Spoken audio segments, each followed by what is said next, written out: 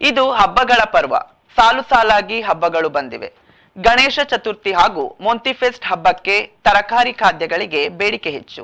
ಈ ನಿಟ್ಟಿನಲ್ಲಿ ಸ್ಥಳೀಯ ಕೃಷಿಕರಿಗೆ ಹೆಚ್ಚಿನ ಸಹಾಯವಾಗಬೇಕೆಂಬ ನಿಟ್ಟಿನಲ್ಲಿ ಮಲ್ಪೆ ಸಮೀಪದ ತೊಟ್ಟಂ ಸಂತ ಅನ್ನಮ್ಮ ದೇವಾಲಯದಲ್ಲಿ ಮೊಂತಿಫೆಸ್ಟ್ ಸಂದರ್ಭದಲ್ಲಿ ಕೃಷಿಕರು ತಮ್ಮ ತೋಟದಲ್ಲಿ ತಾವೇ ಬೆಳೆದ ತರಕಾರಿಗಳನ್ನು ನೇರವಾಗಿ ತಂದು ಮಾರಾಟ ಮಾಡುವ ನಿಟ್ಟಿನಲ್ಲಿ ತರಕಾರಿ ಸಂತೆ ಎಂಬ ಹೆಸರಿನಲ್ಲಿ 2 ದಿನಗಳ ಮಾರಾಟ ಮೇಳವನ್ನು ಆಯೋಜಿಸಿದೆ.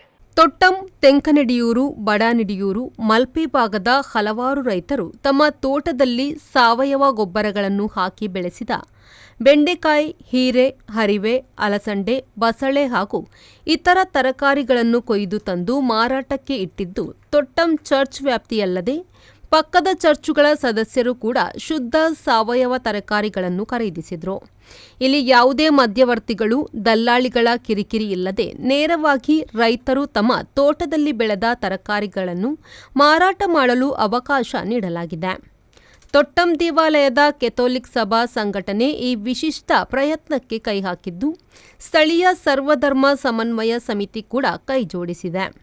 ಇಲ್ಲಿ ನೇರವಾಗಿ ರೈತರಿಂದ ಗ್ರಾಹಕರಿಗೆ ಅತಿ ಕಡಿಮೆ ಬೆಲೆಯಲ್ಲಿ ತರಕಾರಿ ಲಭಿಸುತ್ತಿದ್ದು, ಕೇವಲ ನಗದು ವ್ಯವಹಾರಕ್ಕೆ ಅವಕಾಶವಿದ್ದು ಯಾವುದೇ ಡಿಜಿಟಲ್ ಪೇಮೆಂಟ್ ವ್ಯವಸ್ಥೆಗೆ ಅವಕಾಶ ನೀಡಿಲ್ಲ. ಅಲ್ಲದೆ ತರಕಾರಿಗಳನ್ನು ಕೊಂಡೊಯ್ಯಲು ಬರುವಾಗ ಕಡ್ಡಾಯವಾಗಿ ಪರಿಸರ ಸ್ನೇಹಿ ಚೀಲಗಳನ್ನು ತರಲು ಸೂಚಿಸಲಾಗಿರುವುದು ಮತ್ತೊಂದು ವಿಶೇಷ.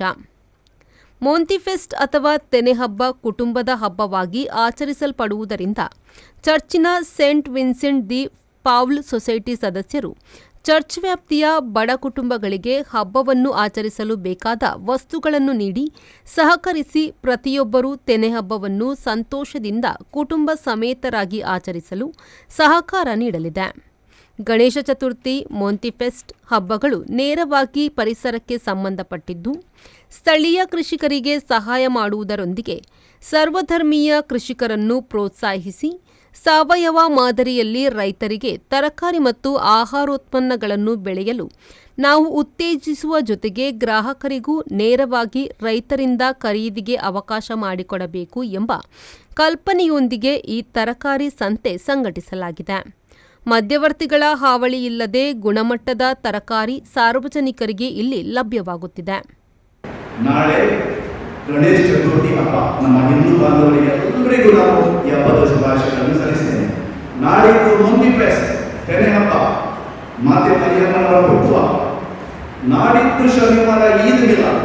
ನೋಡಿ ಎಷ್ಟು ಎಲ್ಲ ಧರ್ಮಗಳ ಈ ಎಲ್ಲ ಹಬ್ಬಗಳು ಹೆಚ್ಚಾಗಿ ಮೊಂತಿಫೆಸ್ಟ್, ಗಣೇಶ ಚತುರ್ಥಿ, ಶ್ರೀ ಕೃಷ್ಣ ಜನ್ಮಾಷ್ಟಮಿ ಪ್ರಕೃತಿಗೆ ಸಂಬಂಧಪಟ್ಟ ಹಬ್ಬ, ಪರಿಸರಕ್ಕೆ ಸಂಬಂಧಪಟ್ಟ ಹಬ್ಬಗಳು. ಯಾಕಂದ್ರೆ ಈಗ ಎಲ್ಲ ಪ್ರಕೃತಿ ಹಚ್ಚ ಹಸಿರು ಕಾಣ್ತಾ ಇದೆ, ಹೂಗಳು ಕಾಣ್ತಾ ಇವೆ, ಈ ತರಕಾರಿ ಕಾಣ್ತಾ ಇದೆ, ನಮ್ಮ ಬೆಳೆ ಕಾಣ್ತಾ ಇದೆ.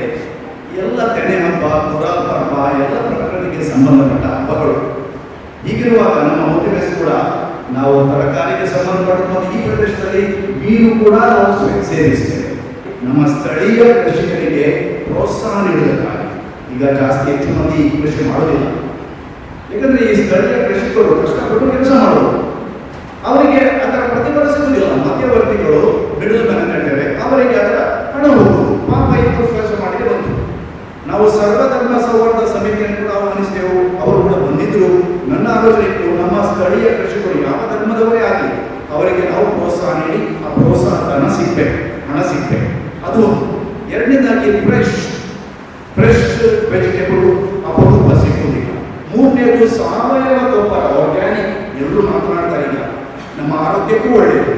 ನಾಲ್ಕನೇದಾಗಿ ಮನೆ ಬಾಗಿಲಿಗೆ ಈ ತರಕಾರಿ ಬರಬೇಕು. ಮನೆ ಬಾಗಿಲಿಗೆ, ನಿಮ್ಮ ಮನೆ ಬಾಗಿಲಿಗೆ ಬರಲಿಲ್ಲ, ಚರ್ಚ್ ಬಾಗಿಲಿಗೆ ಬಂದಿದೆ.